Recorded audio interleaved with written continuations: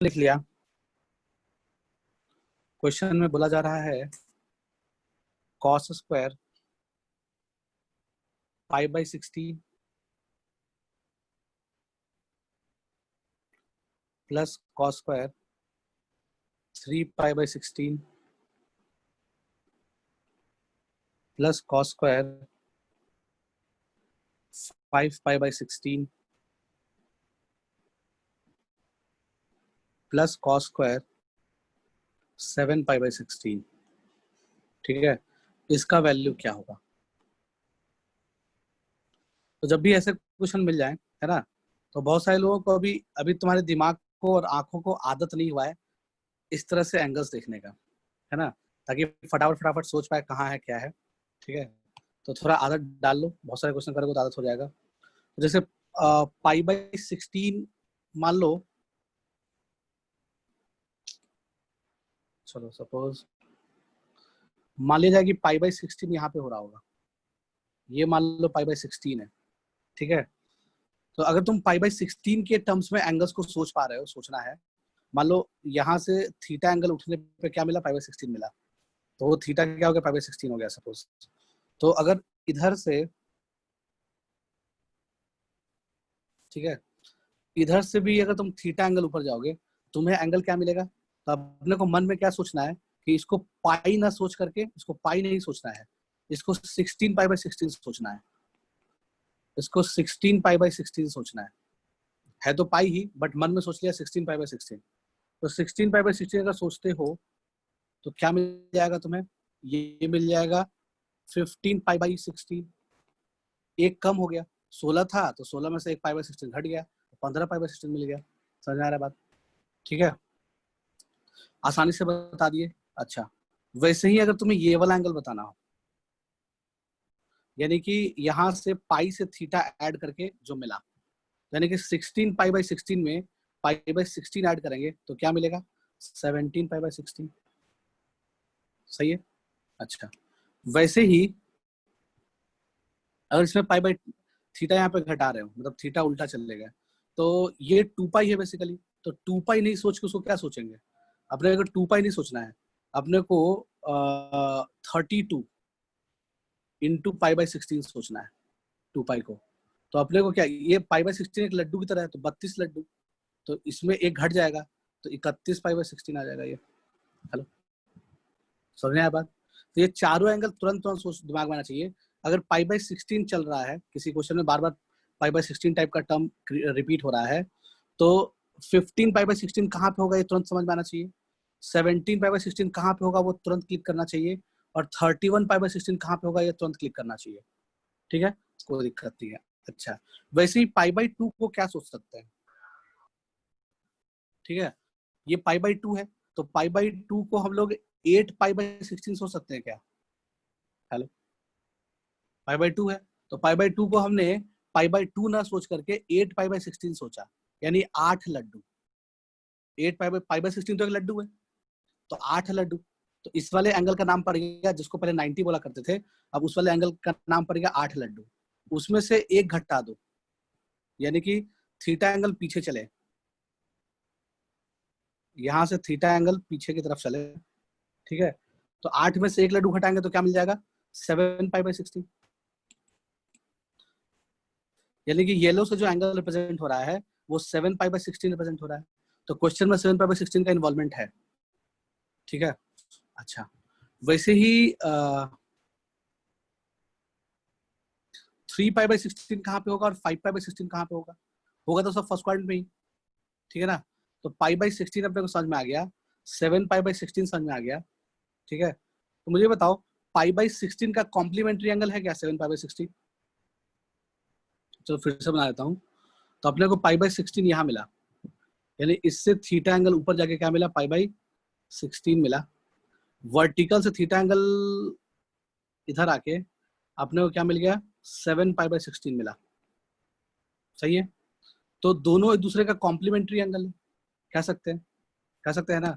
यानी कि पाई बाई 16 को जब 7 पाई बाई 16 से ऐड करेंगे तो 90 आ जाएगा, यानी 8 पाई बाई 16 आ जाएगा। तो दोनों क्या है? कॉम्प्लीमेंट्री एंगल है। यानी कि अगर एक को तुम थीटा बोल रहे हो, सपोज पाई बाई 16 को अगर थीटा बोल रहे हो, तो ऊपर वाले को तुम पाई बाई 2 माइनस थीटा बोल सकते हो, यानी 90 माइनस थीटा बोल सकते हो। समझ में आया बात? तो हम क्या करेंगे, 7 पाई बाई 16 को pi by 2 minus pi by 16 लिख देंगे। या फिर चलो इस क्वेश्चन में हमने क्या किया, पाई बाई 16 को थोड़ी देर के लिए थीटा मन में सोच लिया, थीटा लिख लिया।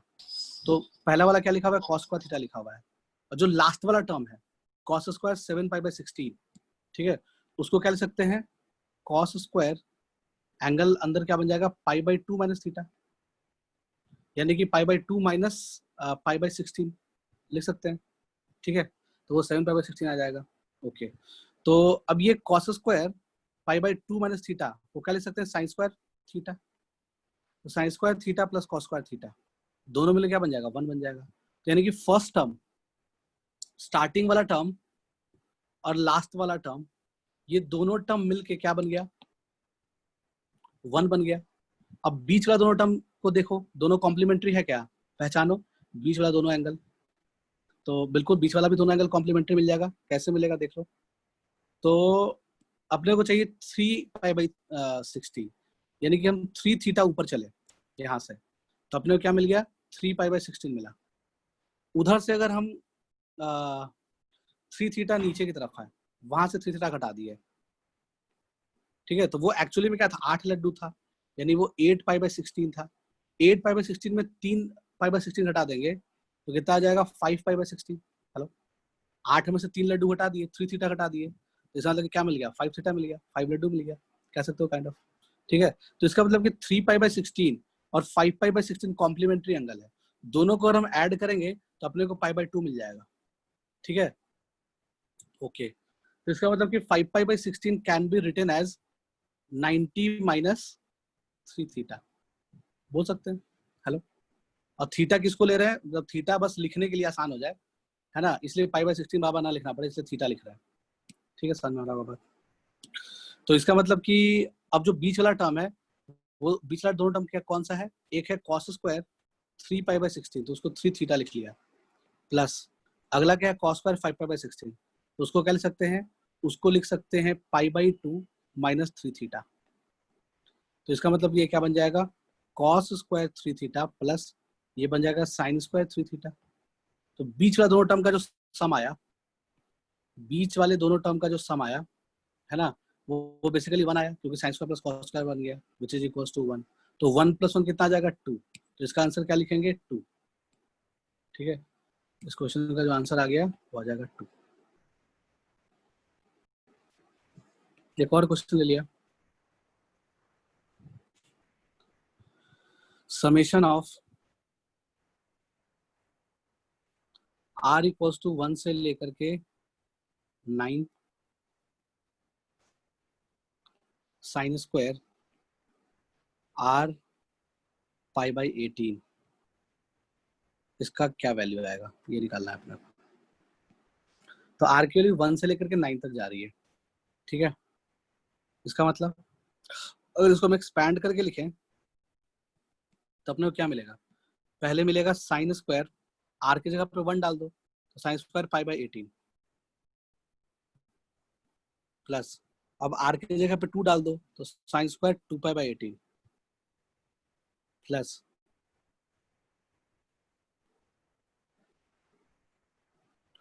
फिर साइन स्क्वायर आर की जगह पे 3 डाल दो तो कितना आ जाएगा, 3 पाई बाई 18 प्लस साइन स्क्वायर, ऐसे चलते जाएगा, कहाँ तक जाएगा, देख पा रहे हो बात को, ऐसे जाते जाते जाते जाते ये जो लास्ट टर्म ये देगा वो बेसिकली क्या देगा, sine square 9 pi by 18, sine square 9 pi by 18 ऐसा कुछ देगा। इसके पहले क्या, जस्ट पहले इसके क्या आ जाएगा, साइन स्क्वायर 8 पाई बाई 18 ऐसा कुछ मिलेगा। ठीक है, इसके जस्ट पहले कौन सा टर्म आएगा, साइन स्क्वायर 7 पाई बाई 18, समझ में आ रहा होगा बात। और बीच में बहुत सारे टर्म होंगे। ठीक है, इस तरह से 9 टर्म लिखा हुआ होगा। ठीक है, तो तुम अगर ध्यान से देखो, अगर थोड़ा सा तुम ये सोच लो कि लास्ट वाले टर्म को छोड़ दिया, साइन स्क्वायर 9π/18 को छोड़ दिया, अभी उसको भूल गए, है ना। अब मुझे बताओ, जब π/18 को ऐड करेंगे 8π/18 से, तो क्या दोनों दूसरे कॉम्प्लीमेंट्री एंगल है? हेलो, तो अगर तुम्हें sine square A plus sine square B type का चीज दिख जाए और ए और बी कॉम्प्लीमेंट्री एंगल हो, ठीक है, तो हम साइन स्क्वायर बी को कॉस स्क्वायर ए लिख सकते हैं। हेलो, तो cos square A plus sine square ए मिलके 1, समझ में आ रहा होगा बात। तो पाई साइन स्क्वायर π/18 और साइन स्क्वायर 8π/18 मिलके π/2 बन गया, तो इसका मतलब कि दोनों मिलके 1 दे देगा, ठीक है। वैसे ही 2π/18 और 7π/18 मिलके भी 1 दे देगा, ठीक है। वैसे ही 3, यानी कि तुम ऐसे π/18 को थोड़ी देर के लिए थीटा सोच लो, तो थीटा और 8 थीटा मिलके अपने को π/2 दे दिया, मतलब 1 दे दिया। फिर वैसे ही 2 थीटा और 7 थीटा मिल के अपने को क्या दे दिया, 1 दे दिया। फिर वैसे ही 3 थीटा और 6 थीटा, ये दोनों मिलके भी अपने को एक 1 दिया होगा।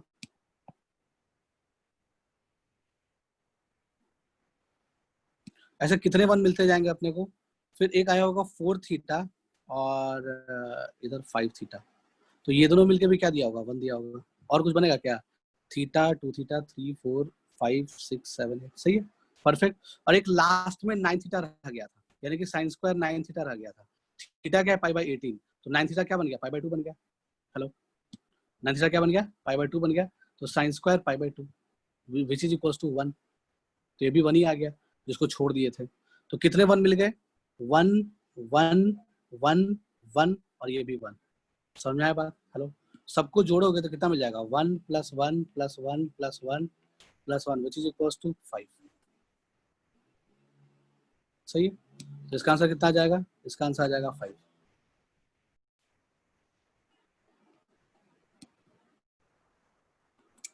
एक और क्वेश्चन ले लिया, ये क्वेश्चन तो 10th में देखे होगे।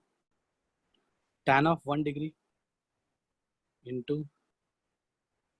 tan of 2 degree into tan of 3 degree into, ऐसे चलते गया चलते गया चलते गया चलते गया, और लास्ट जो आया वो क्या आ गया, tan of 89 degree equals to 1। ये प्रूफ करना है, तो कैसे प्रूफ कर सकते हैं। तो अपने को पता है कि अगर तुम्हें tan of a into tan of b type का चीज मिल जाए लिखा हुआ, और a और b क्या हो, कॉम्प्लीमेंट्री एंगल हो, यानी कि दोनों को जोड़ के कितना मिल रहा हो, π/2 मिल रहा हो, यानी 90 मिल रहा हो, ठीक है। तो हम tan b को cot b लिख सकते हैं, cot a लिख सकते हैं क्या। हेलो, यानी कि अगर b कॉम्प्लीमेंट्री एंगल है तो tan a को tan थीटा बोल दिया, तो tan b को क्या लिखेंगे, tan of 90 माइनस थीटा। तो tan of 90 माइनस थीटा क्या बन जाएगा, cot थीटा बन जाएगा। तो cot theta into tan theta cancel हो क्या मिल जाएगा, 1 मिल जाएगा। हेलो, या यूं कहो कि tan थीटा cot थीटा को कैंसिल कर देगा, या यूं कहो कि tan a into tan b 1 बन जाएगा, ठीक है, समझ में आया होगा बात। तो वैसे ही पैटर्न दिख रहा होगा इसमें, क्या दिख रहा है पैटर्न, 89 के पहले क्या रहा होगा, 89 के पहले tan of 88 आया होगा, ठीक है। वैसे करते करते बीच में एक टर्म आया होगा tan of 45, उसके जस्ट बाद आया होगा, या चलो बीच में tan 45 आया होगा, ठीक है, उसको रहने दिया। तो मुझे बताओ tan 1 और tan 89 डिग्री, तो tan 89 को हम cot 1 लिख सकते हैं क्या, cot 1 डिग्री, तो cot 1 degree into tan 1 degree 1 हो गया, दोनों दूसरा कैंसिल कर दिया, tan 1 डिग्री और cot 1 डिग्री। वैसे ही tan 2 डिग्री और tan 88 डिग्री कैंसिल हो गया होगा, समझ आ रहा बात।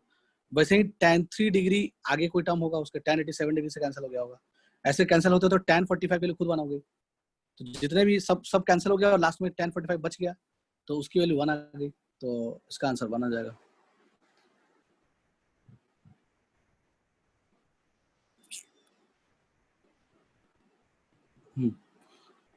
चलो एक और चीज,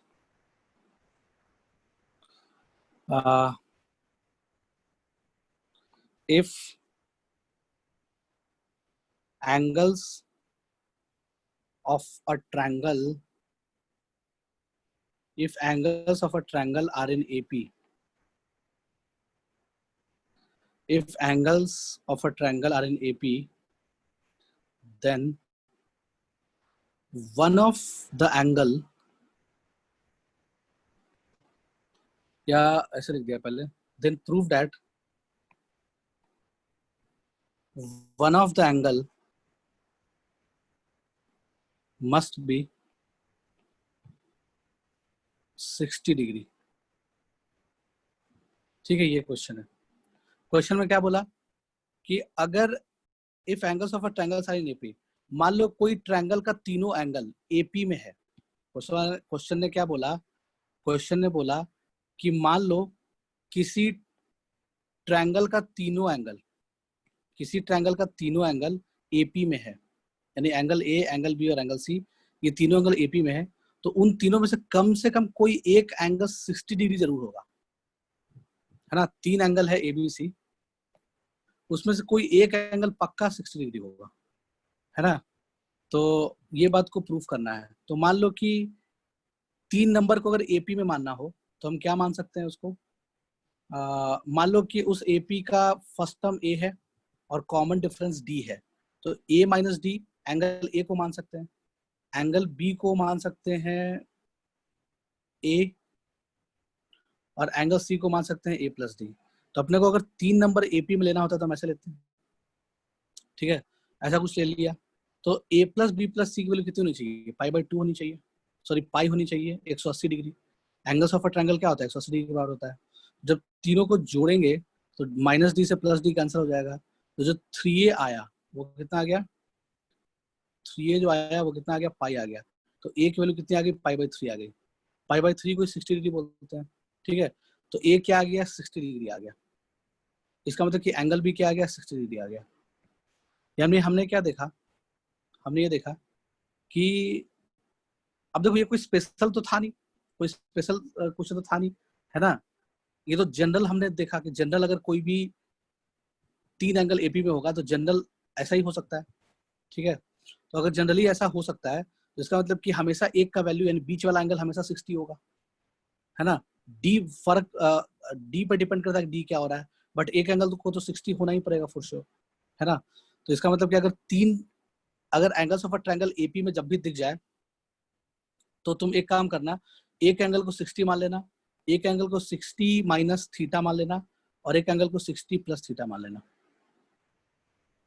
ठीक है।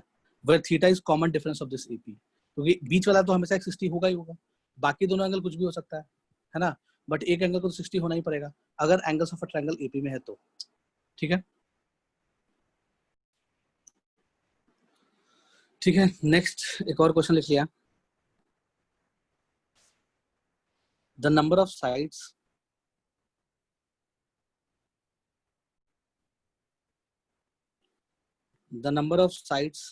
in two regular polygons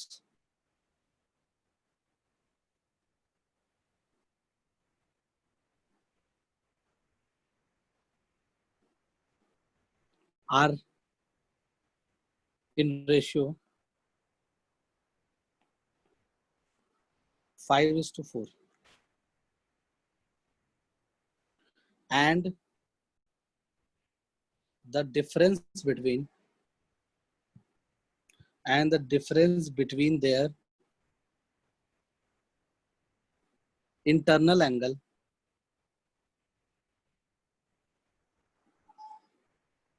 is 6 degree, then find number of sides of two polygons। ठीक है, क्वेश्चन समझ में आया होगा। क्वेश्चन में क्या बोला कि दो रेगुलर पॉलीगॉन दिया हुआ है ना, दो रेगुलर पॉलीगॉन है। रेगुलर पॉलीगॉन में क्या होता है, सारे इंटरनल एंगल इक्वल होते हैं, ये खासियत होती है रेगुलर पॉलीगॉन में, ठीक है।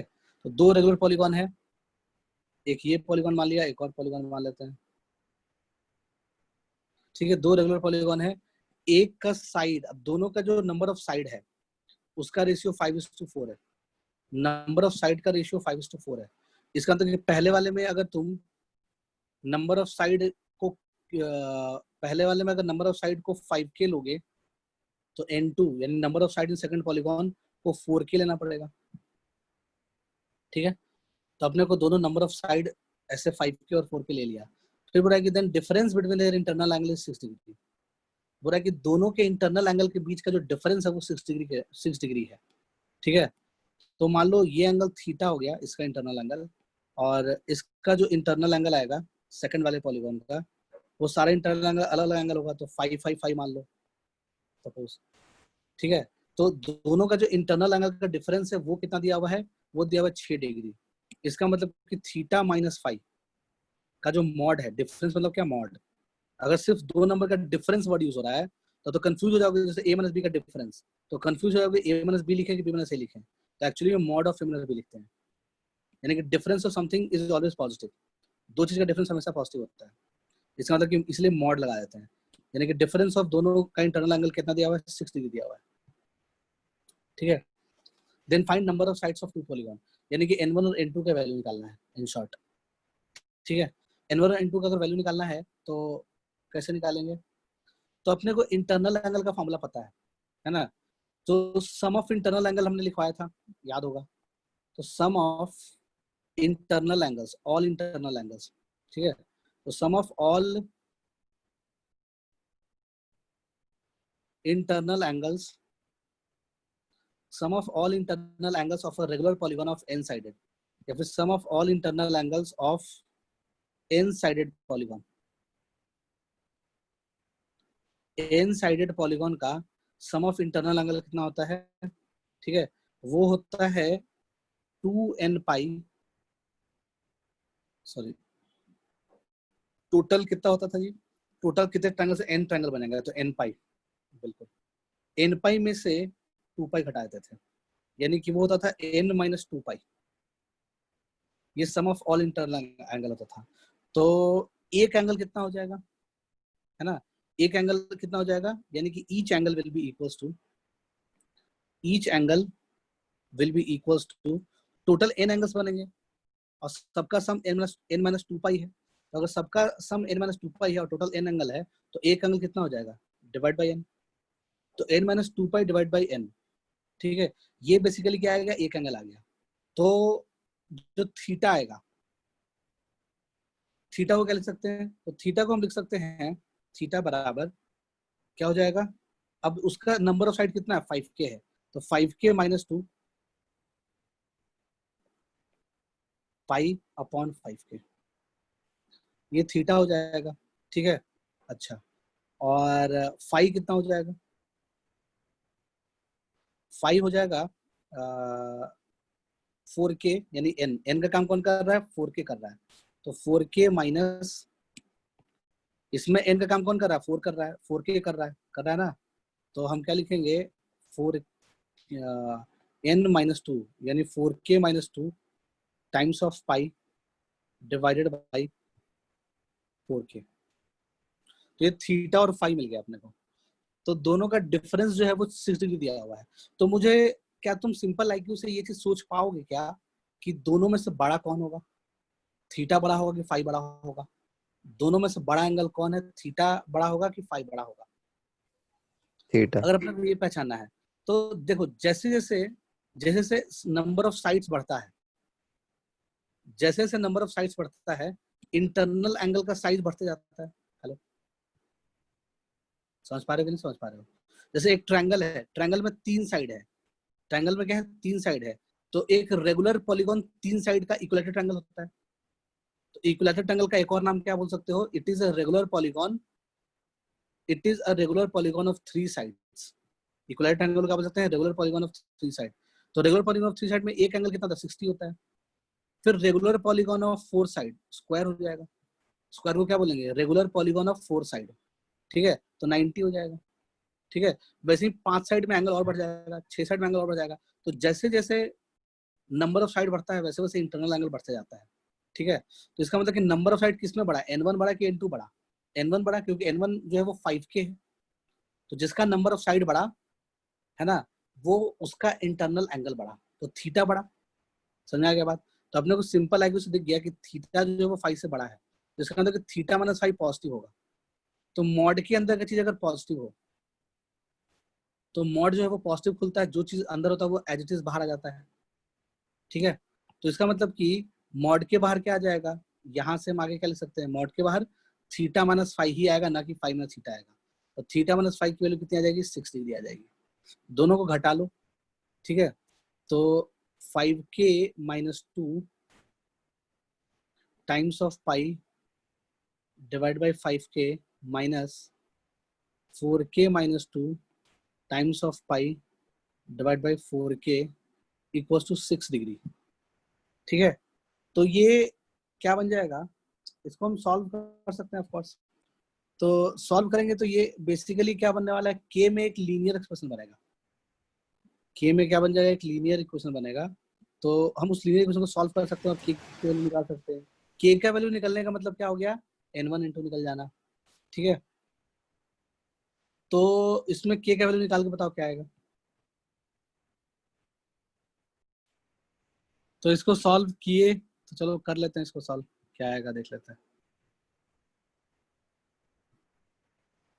इसको सॉल्व करने के लिए क्या करेंगे, 5k minus 2 upon 5k minus 4k minus 2 upon 4k, और पूरे में क्या कर लिए, पूरे में पाई को कॉमन ले लिए। ठीक है, और इधर क्या है, 6 डिग्री है, तो हम 6 डिग्री को चाहे तो रेडियन में कन्वर्ट कर सकते हैं। तो रेडियन में कैसे कन्वर्ट होता है कोई भी चीज, यानी किसी भी एंगल अगर डिग्री में एंगल दिया हुआ है तो तुम उसको अगर पाई बाई 180 से मल्टीप्लाई कर दोगे तो रेडियन में कन्वर्ट हो जाएगा। तो 6 डिग्री को क्या लिख सकते हैं, 6 पाई बाई 180, 6 पाई बाई 180 लिख सकते हैं। तो ये पाई बाई 30 हो जाएगा। ठीक है, तो ये क्या बन जाएगा, ये बन जाएगा पाई बाई 30। ठीक है, पाई से पाई हो जाएगा कैंसिल, 1/30 आ जाएगा। ठीक है, तो अब इसको कर लो, जैसे भी एलसीएम सब लेते हो वैसे कर लो।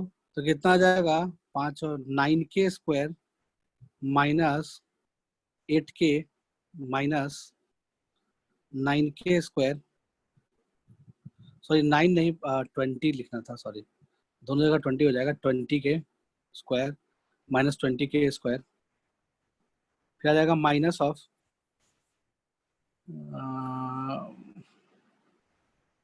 सॉरी प्लस ऑफ अगला वाला plus of 10k upon 20k square is equals to 1/30।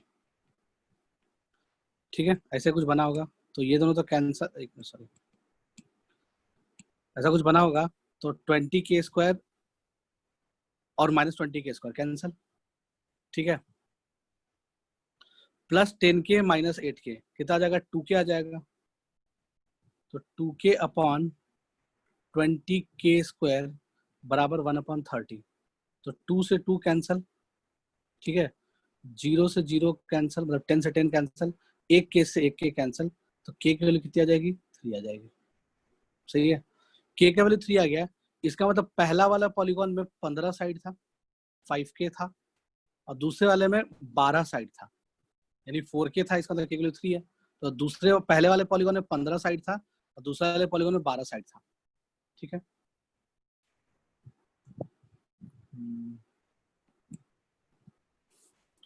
Next लिख लिया एलिमिनेशन।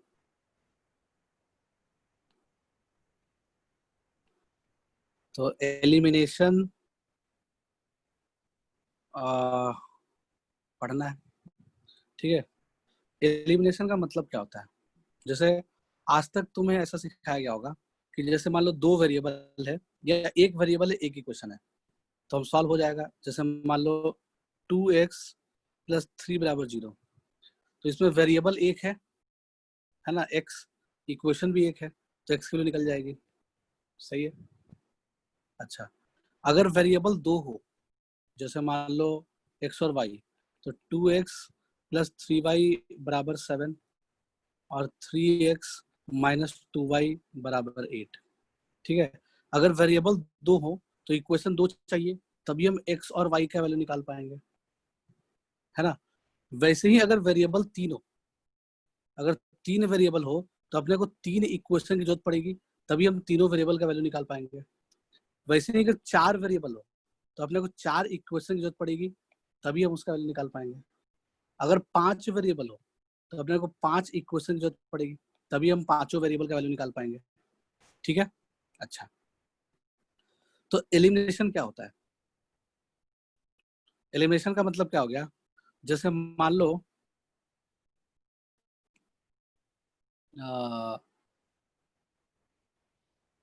सपोज दिया हुआ है x बराबर 2t², एक इक्वेशन ये दिया हुआ है, और दूसरा इक्वेशन दिया हुआ है y बराबर 7t, ये हमारा दूसरा इक्वेशन है। ठीक है, तो अगर इसमें बोला जाए कि t को एलिमिनेट करो, t को क्या करो, एलिमिनेट करो, तो कैसे एलिमिनेट करेंगे, यानी कि how to eliminate t, how to eliminate a variable, how to eliminate a variable, तो हम वेरिएबल को कैसे एलिमिनेट कर सकते हैं, ये अपने को जानना है। ठीक है, तो हम क्या करेंगे, y सेकंड इक्वेशन से y/7 को t लिख सकते हैं क्या? तो दोनों में से किसी भी एक इक्वेशन से, दोनों में से किसी भी एक इक्वेशन से हमने क्या किया, t का वैल्यू निकाल लिया। दोनों में से किसी भी एक इक्वेशन से हमने क्या किया, t का वैल्यू निकाल लिया, तो t का वैल्यू y/7 आ गया। अब उसको दूसरे वाले में डाल देंगे, है ना, यानी कि हम जो फर्स्ट इक्वेशन है, सेकंड इक्वेशन से t का वैल्यू निकाल लिए और उसको फर्स्ट इक्वेशन में डाल दिया। तो x बराबर 2 इंटू टी की जगह पे क्या डाल देंगे, y/7 डाल देंगे, तो y/7 का होल स्क्वायर। तो क्या आ जाएगा, x बराबर 2 इंटू y²/49, तो हम कह सकते हैं 49x बराबर 2y²। तो ये जो रिलेशन मिला, ठीक है, ये जो रिलेशन मिला, इसको बोलते हैं एलिमिनेंट। ठीक है, तो अपने को एक्स वाई को एलिमिनेट नहीं करना था, अपने को एक्स वाई को रखना था पिक्चर में, वो रहे। ठीक है, गायब कौन हो, टी, तो अपने को how to eliminate a variable t, तो हमने एक्चुअली में वेरिएबल टी को एलिमिनेट किया इस पूरे कहानी में। समझ में आया बात? तो इसका मतलब कि एक वेरिएबल को एलिमिनेट करने के लिए अपने को 2 इक्वेशन रिक्वायर्ड हुआ। हेलो, तो हम एक वेरिएबल को एलिमिनेट कर पाए। समझ में आ रहा होगा बात? ठीक है, तो एलिमिनेंट किसको बोलते हैं, एलिमिनेट होने के बाद जो एक्सप्रेशन मिला, एलिमिनेट होने के बाद जो इक्वेशन मिला उसको बोलते हैं एलिमिनेंट, जो भी हमने लिखा एलिमिनेंट।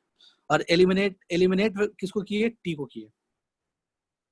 सही है, तो अब अपने क्या समझ में आ रहा है, यहाँ से जो एक ऑब्जर्व करने लायक बात मिला अपने को, टू एलिमिनेट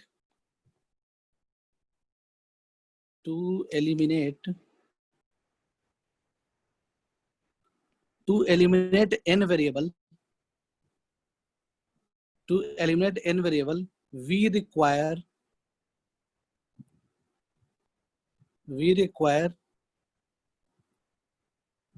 n+1 इक्वेशंस, यानी एक ज्यादा चाहिए होगा। यानी कि अगर मान लो 2 वेरिएबल होता सपोज, है ना, तो 2 वेरिएबल को एलिमिनेट करने के लिए अपने को 3 इक्वेशन चाहिए होता। अगर मान लो वेरिएबल 2, ठीक है, तो अपने को 3 इक्वेशन चाहिए। ठीक है, अगर अपने को 3 वेरिएबल दिया हुआ है तो अपने को 4 इक्वेशन चाहिए, यानी कि जितना वेरिएबल को एलिमिनेट करना है उससे एक ज्यादा इक्वेशन चाहिए होता है। To eliminate n variable we require n+1 equation. ठीक है, समझ में आ गया होगा बात?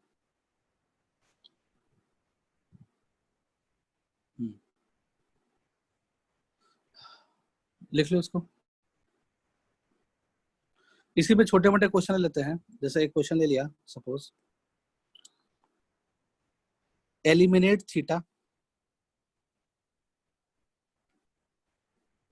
Theta, from given equations. तो गिवन इक्वेशंस में से थीटा को एलिमिनेट करो। तो पहला क्या लिखा हुआ है, पहला इक्वेशन दे रखा है, फर्स्ट पार्ट बोल दो इसी क्वेश्चन का, इसी क्वेश्चन का हमने फर्स्ट पार्ट बोल दिया, और फर्स्ट पार्ट में दो इक्वेशन मिला हुआ है, a sec थीटा बराबर 1 माइनस बी tan थीटा, और सेकंड इक्वेशन क्या है, a square sec square theta बराबर 5 plus b square tan square theta. ठीक है, तो ये दो इक्वेशन दिया हुआ है, इस दोनों इक्वेशन में से अपने को थीटा को एलिमिनेट करना है।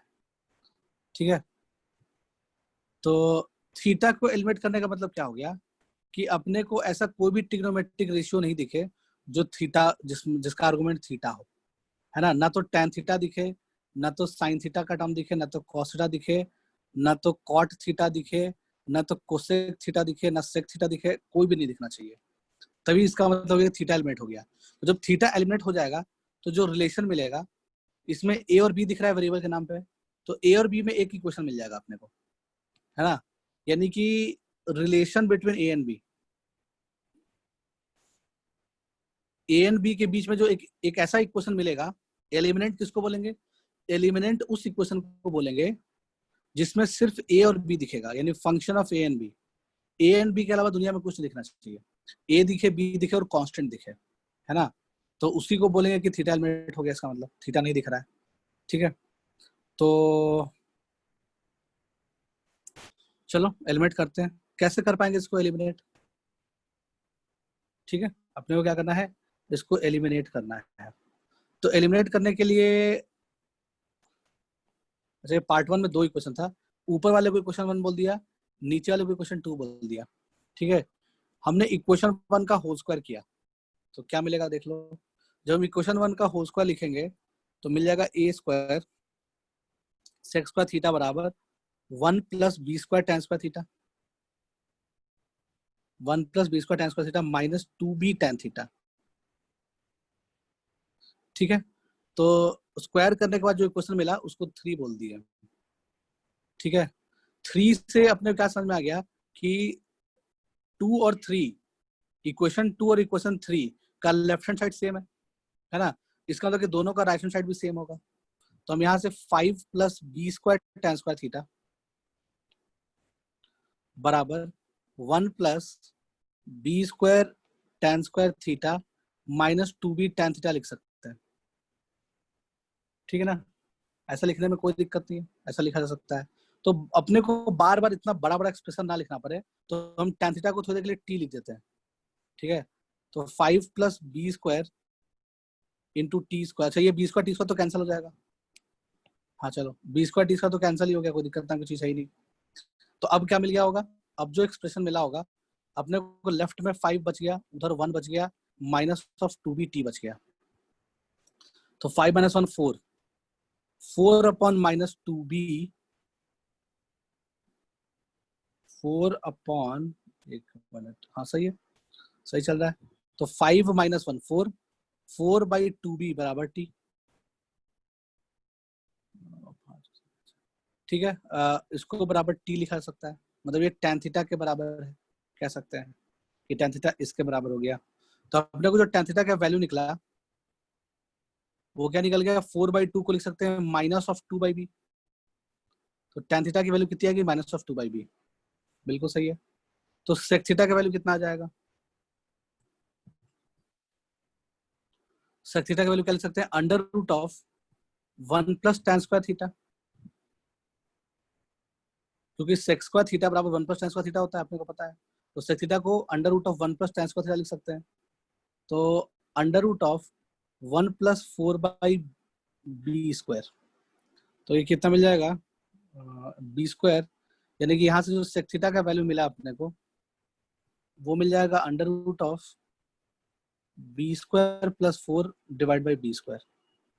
ठीक है, ओके, तो अब हम इक्वेशन नंबर 1 में जहां जहां sec थीटा लिखा हुआ है वहां वहां क्या लिख लिए, under root of b square plus 4 divide by b बराबर 1 माइनस बी tan थीटा, तो 1 minus b into tan theta कितना है, माइनस 2/b, tan थीटा की वैल्यू माइनस 2/b है, तो b से b कैंसल, तो ये कितना आ जाएगा, ये आ जाएगा a root b square plus 4 divided by b बराबर 1 plus 2 which is equal to 3। तो ये पूरा चीज किसके बराबर हो गया, 3 के बराबर हो गया। ठीक है, तो यहाँ से अपने क्या मिल जाएगा, under root of b square plus 4 बराबर 3b बाई ए, या फिर ए रहने दो, a times of root b square plus 4 बराबर 3b। अब दोनों साइड कर दिया स्क्वायर, स्क्वायर करेंगे तो क्या मिल जाएगा अपने को, a square times of b square plus 4 बराबर 9b स्क्वायर। ठीक है, तो ये जो एक्सप्रेशन मिला इसमें कहीं भी थीटा नहीं दिख रहा है ना, तो इसी को क्या बोलेंगे, इसी को बोलेंगे एलिमिनेंट।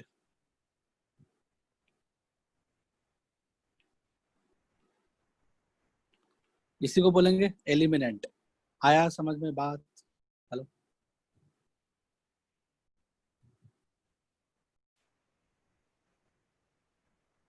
एक और एलिमिनेट करने वाला क्वेश्चन ले लिया, यानी कि सेकंड पार्ट ले लिया क्वेश्चन का। मान लो दिया हुआ है a sine theta minus b cos theta equals to, चलो यहाँ प्लस कर दिए, इक्वल्स टू एम। और दूसरा इक्वेशन दिया हुआ है बी साइन थीटा, सॉरी दूसरा इक्वेशन दिया हुआ है b sine theta minus a cos theta equals to n. और करना क्या अपने को, थीटा एलिमिनेट करना है। तो पहले वाले को हम इक्वेशन 1 ले लिए, दूसरे वाले को इक्वेशन 2 ले लिए। तो अगर हम इक्वेशन 1 का स्क्वायर प्लस इक्वेशन 2 का स्क्वायर करके ऐड करेंगे, यानी 1 का स्क्वायर और 2 का स्क्वायर जब ऐड करेंगे तो देखो क्या मिलेगा, लेफ्ट साइड में क्या मिल जाएगा, a square sine square plus b square cos square plus 2ab sine cos.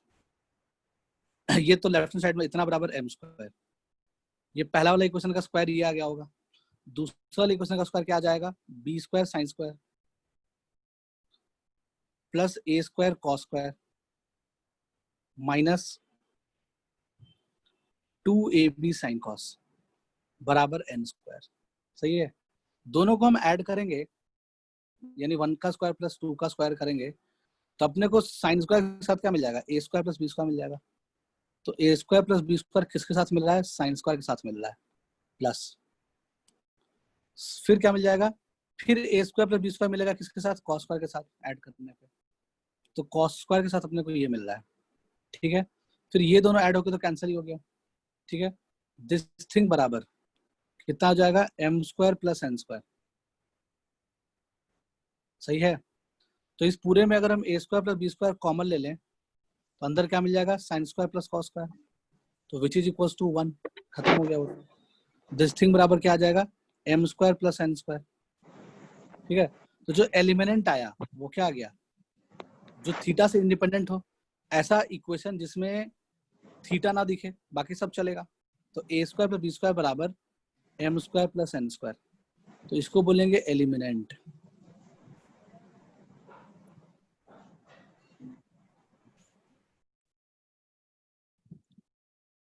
और भी एलिमिनेशन वाले क्वेश्चन लेते हैं।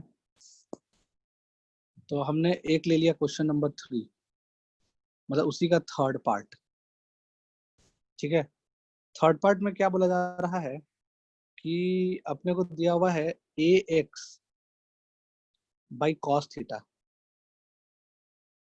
Plus b y by sine theta is equals to a square minus b square. ठीक है, ये एक इक्वेशन हो गया। और दूसरा इक्वेशन दे रखा है a x sine theta upon cos square theta minus b y cos theta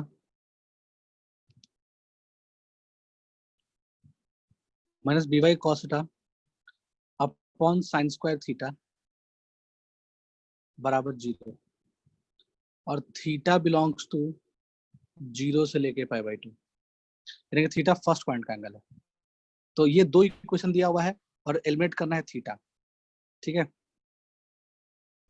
तो जो एलिमिनेंट है, मतलब क्वेश्चन ऐसा दिया हुआ है, देन प्रूव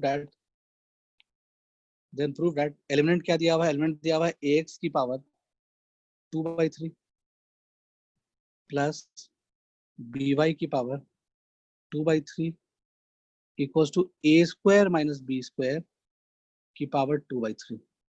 ये अपने को प्रूफ करना है, यानी एलिमिनेंट को ये लाना है, ठीक है। थीटा को एलिमिनेट कर देंगे तो a और b, a b x y दिखेगा, तो a b एक्स वाई में जो रिलेशन है वो ये आना चाहिए, ये अपने को प्रूफ करना है। तो इसके लिए क्या किया जा सकता है, तो अगर टू बी बिल्कुल अगर स्टार्टिंग से हम सोचे, इक्वेशन नंबर 1 तो थोड़ा कॉम्प्लिकेटेड इक्वेशन है ना, इसको इक्वेशन 1 बोल दिया, इसको इक्वेशन 2 बोल दिया। इक्वेशन नंबर 2 थोड़ा सा इजी इक्वेशन लग रहा है, तो वहां से कुछ निकालने की कोशिश करते हैं। तो वहां से हमने क्या, जीरो के राइट साइड में भेज दिया एक को, तो ax sin theta divided by cos square theta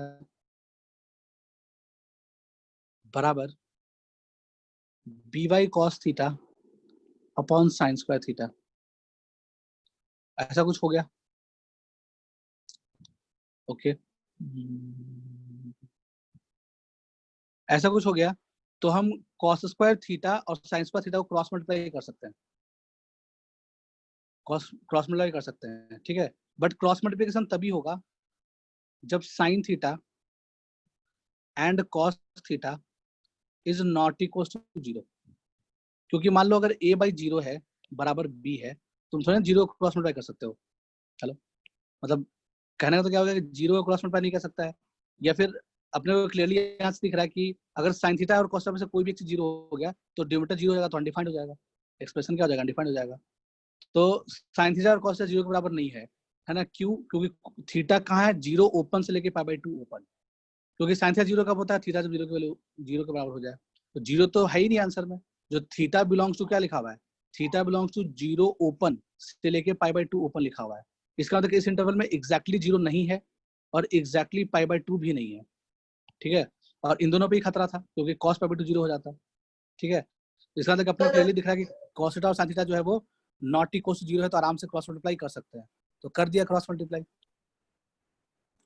cross multiply करेंगे तो अपने को क्या मिल जाएगा, ax sin क्यूब थीटा बराबर by cos क्यूब थीटा।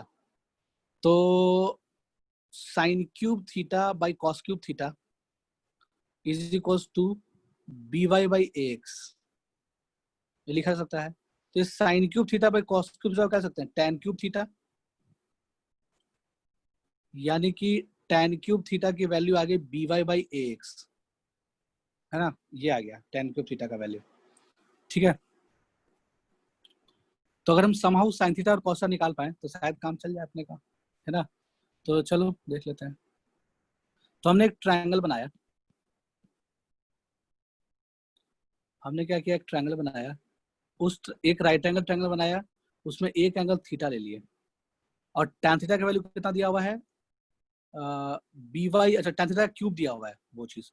तो यहाँ से हम tan थीटा को क्या ले सकते हैं, यहाँ से हम tan थीटा को बोल सकते हैं by/x की पावर 1/3।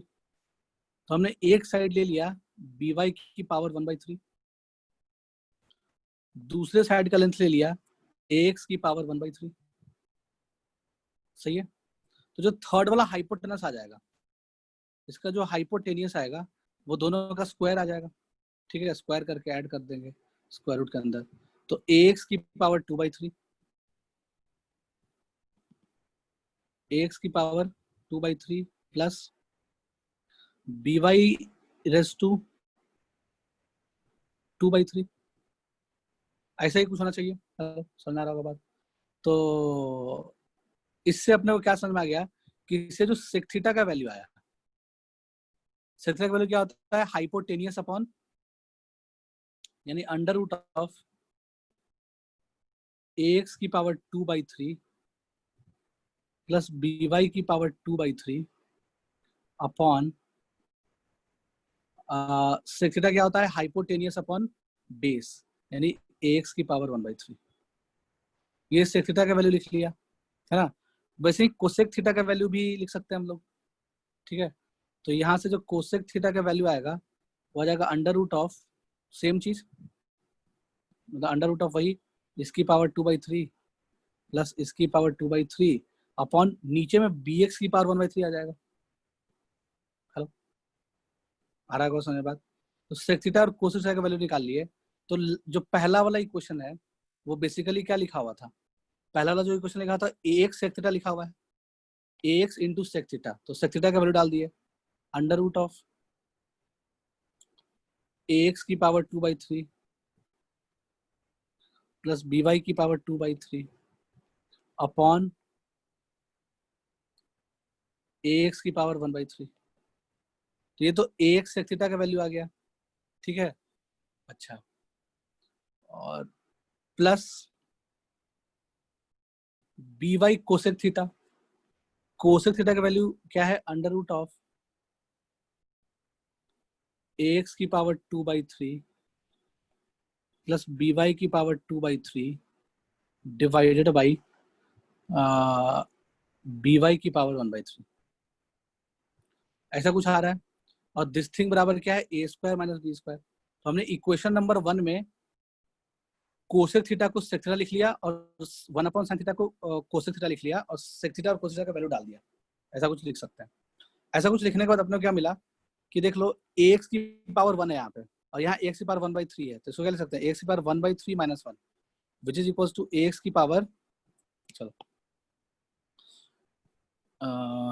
ध्यान से देखना, ऊपर में ए एक्स की पावर 1 है न्यूमरेटर में और यहाँ पे कुछ मल्टीप्लाई है स्क्वायर रूट में, और नीचे में क्या है एक्स की पावर 1/3 है। तो अगर हम इसको नीचे लाएं, एक्स की पावर इसको नीचे लाते हैं तो क्या बन जाएगा एक्स की पावर 1/3 माइनस 1, पावर घट जाएगा, तो क्या बन जाएगा एक्स की पावर -2/3 बन जाएगा। हेलो,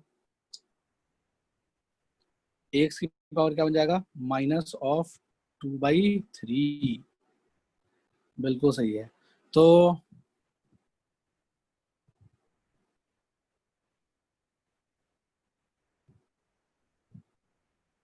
ठीक है, वही लिख लिया, और क्या करेंगे, चलो देख लेते हैं।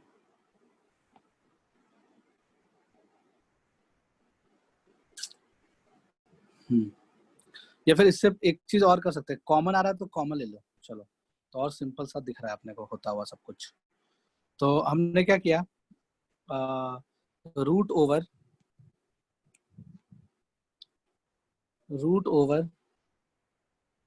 ए एक्स की पावर 2/3 प्लस बी वाई की पावर 2/3 को कॉमन ले लिए। तो अपने को पहला वाला में क्या मिलेगा, पहला वाला में मिल जाएगा 1/, ए एक्स की पावर, या फिर ऐसे भी लिख सकते हो। अब क्या बच गया होगा, ऊपर में ए एक्स और नीचे में क्या ए एक्स की पावर 1/3, ठीक है। तो हम इसको ऐसे लिख सकते हैं क्या, ए एक्स की पावर 1 - 1/3 न्यूमेटर में, नीचे में 1 आ जाएगा, तो क्या एक्स की पावर 2/3 आ जाएगा। हेलो, समझ में आ रहा होगा बात? तो कॉमन लेने के बाद जो अपने को दिखा वो क्या दिखा, ए एक्स की पावर 1 - 1/3 यानी कि 2/3 प्लस बी वाई की पावर 1 - 1/3 यानी कि 2/3, ठीक है। तो हम इसको ऐसा सोच सकते हैं क्या, ये पूरा चीज जो है की पावर 1/2 है इनटू दिस, यानी इस पूरी चीज पावर 1 है, बराबर a square minus b square, ठीक है। तो अभी पूरा कहानी क्या बन जाएगा, ये बन जाएगा ए एक्स की पावर 2/3 प्लस बी वाई की पावर 2/3, इस पूरे पे पावर ऐड कर दो, तो पावर 1/2 है और 1 है, उसको जोड़ेंगे तो क्या मिल जाएगा 3/2, 1/2 प्लस 1 क्या 3/2 मिल जाएगा, इतना बराबर a square minus b square. Black से लिया हूँ, 1 + 3/2 बराबर a square minus b square, ऐसा बन जाएगा, ठीक है। अब दोनों साइड पावर 2/3 ले लो, इक्वल टू के दोनों साइड पावर 2/3 ले लिए, तो ये क्या बन जाएगा ए एक्स की पावर 2/3 प्लस बी वाई की पावर 2/3 बराबर a square minus b square की पावर 2/3। तो यही प्रूफ करना था, हो गया।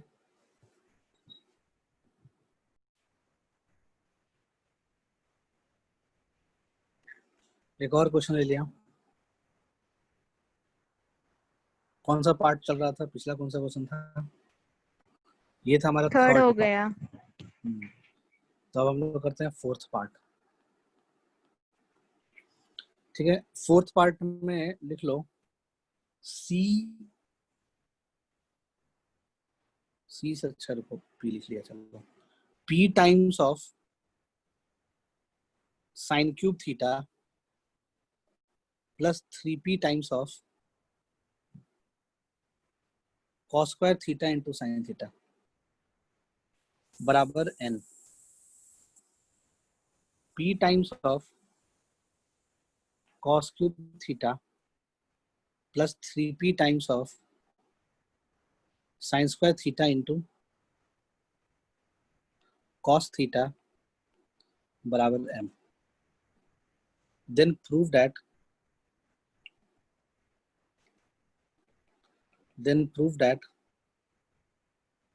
m plus n raised to 2/3 plus m minus n raised to 2/3 बराबर 2p raised to 2/3।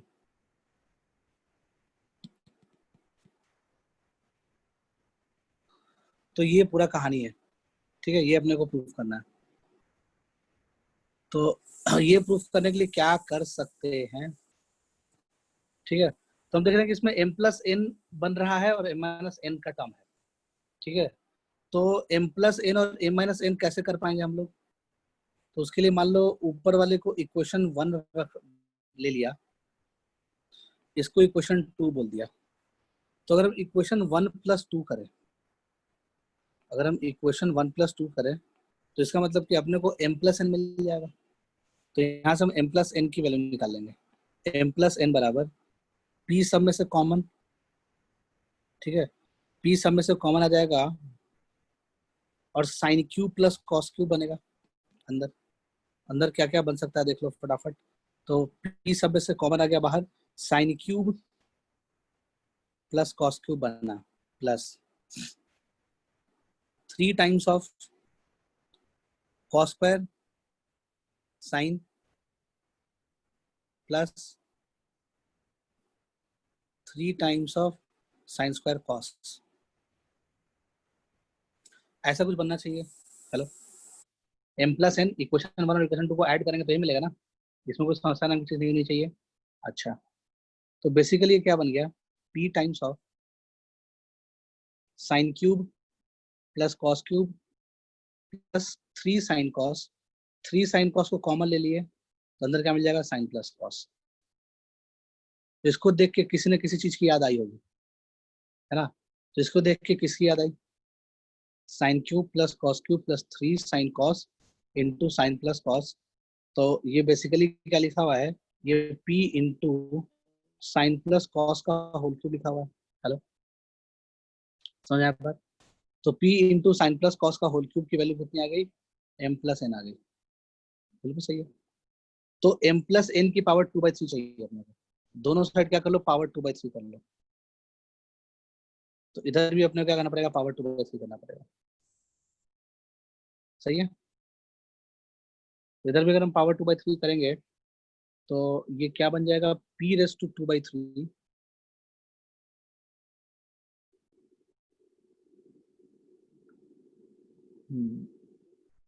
p raise to 2/3 into sine plus cos का होल स्क्वायर। ऐसा कुछ लिखा जा सकता है।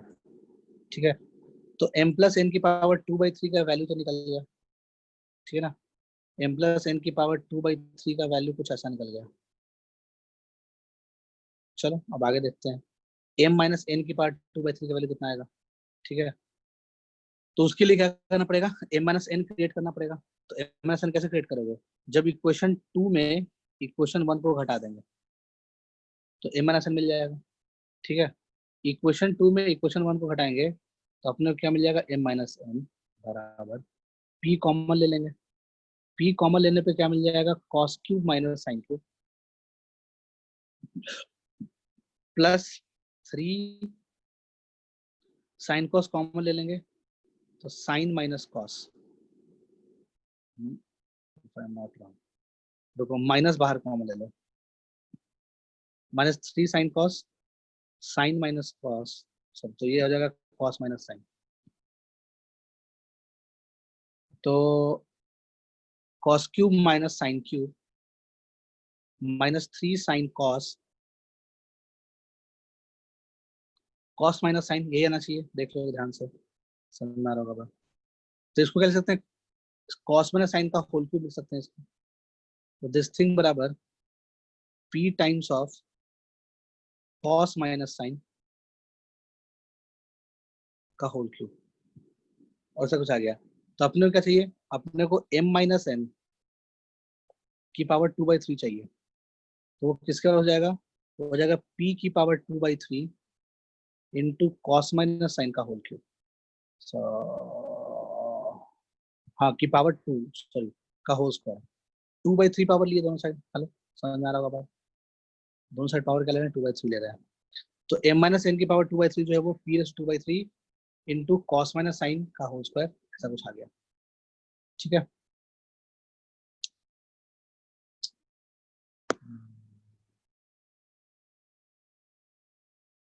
ओके, सो अब हमने क्या किया, दोनों को ऐड कर दिया, यानी कि इसको इक्वेशन नंबर 3 बोल दिए और इसको इक्वेशन नंबर 4 बोल दिए, तो हम इक्वेशन नंबर 3 और इक्वेशन नंबर 4 को ऐड करेंगे, दोनों इक्वेशन को ऐड करेंगे तो अपने को जो लेफ्ट हैंड साइड में मिलेगा वो क्या मिल जाएगा, m plus n raise to 2/3 plus m minus n raise to 2/3 बराबर दोनों को ऐड करेंगे तो p रेस टू 2/3 बाहर आ जाएगा कॉमन, अंदर साइन प्लस कॉस का होल स्क्वायर, उसको साइन स्क्वायर प्लस कॉस, अच्छा ऐसे लिख दो, ऐसे लिख लो, साइन प्लस कॉस का होल स्क्वायर माइनस, या cos minus sine, cos plus sine जैसे लिखना है लिख लो, थोड़ा सिमेट्रिकल लगे, तो कॉस प्लस साइन का होल स्क्वायर, ऐड ही तो कर रहे हैं, प्लस कॉस माइनस साइन का होल स्क्वायर, ठीक है। तो a प्लस बी का whole square plus a minus b का होल स्क्वायर क्या बन जाता है, 2 times of a plus a square plus b square, ये बन जाएगा ना, तो ये 2p रेस टू 2/3, अंदर क्या मिल जाएगा, अंदर मिल जाएगा cos square plus sine square, क्योंकि +2 साइन कॉस और -2 साइन कॉस कैंसिल हो गया होगा दोनों का, तो इसकी वैल्यू कितनी हो जाती है, 1 हो जाती है, ठीक है। तो this will be equals to 2 की पावर 2, चलो, तो this will be equal to क्या आ जाएगा, 2 times of p raise to 2/3, और यही प्रूफ करना था अपने को, लेफ्ट हैंड साइड बराबर राइट हैंड साइड आ गया।